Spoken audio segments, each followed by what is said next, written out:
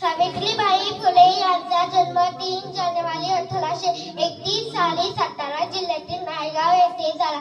त्यांच्या वडिलांचे नाव खंडोजी नेवसे पाटील असे होते. वयाच्या 9व्या वर्षात महात्मा फुले यांच्याशी त्यांचा विवाह झाला.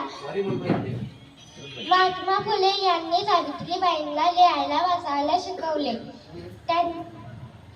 पुण्यात भिलरे वाल्यात मुलींची पहिली शाळा सुरू झाली. त्या शाळेत त्या शिकू लागल्या.